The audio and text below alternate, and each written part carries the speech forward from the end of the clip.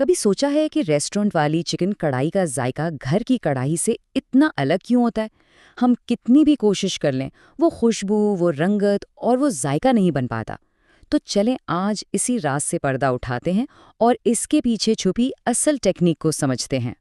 तो सबसे बड़ा सवाल यही है कि आखिर रेस्टोरेंट की कढ़ाई में ऐसा क्या खास है?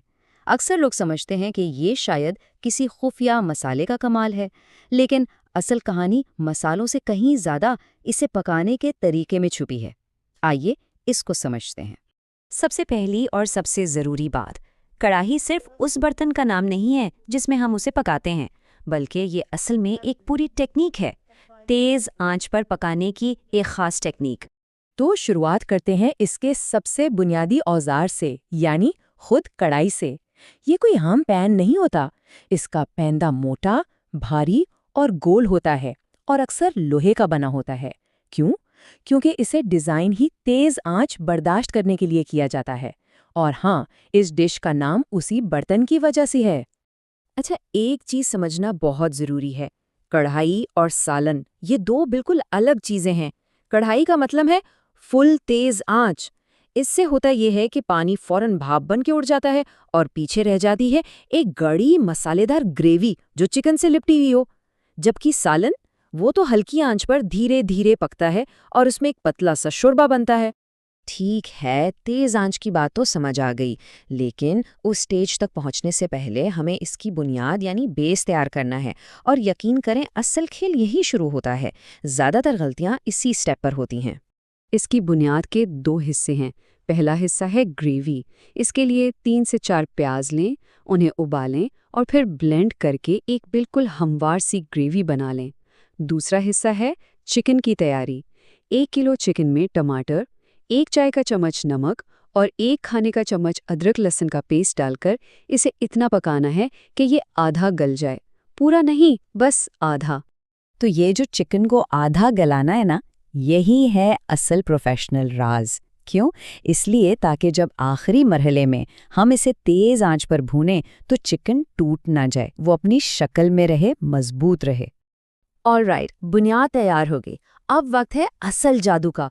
ये वो मरहला है जहां सब कुछ बदल जाता है, यानी तेज आंच पर इसकी भुनाई।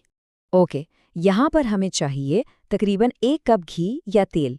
हाँ, मुझे पता है ये थोड़ा ज्यादा लग रहा होगा, लेकिन इसके बगैर मसालों की और चिकन की वो जबरदस्त भुनाई हो ही नहीं सकती। घी कम होगा तो मसाला ठीक से भुन नहीं पाएगा।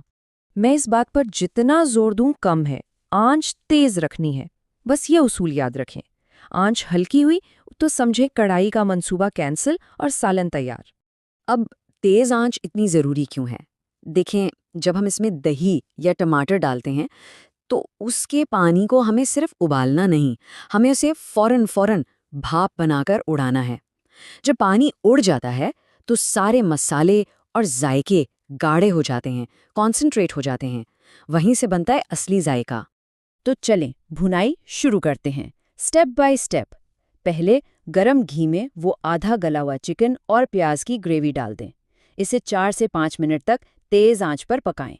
फिर डालें लाल मिर्च पाउडर और अब इसे इतना भूनें कि घी मसाले से अलग होकर ऊपर नजर आने लगे।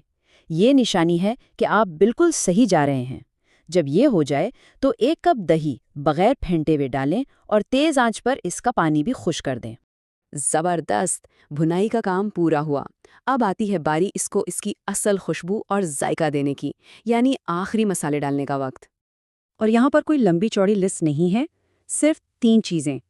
1 चाय का चम्मच मोटा कुटावा जीरा, 1 चाय का चम्मच मोटा कुटावा धनिया और आधा चाय का चम्मच मोटी कुटी हुई काली मिर्च, बस। लेकिन अहम सवाल, ये मसाले मोटे कटे हुए क्यों हैं, पाउडर क्यों नहीं?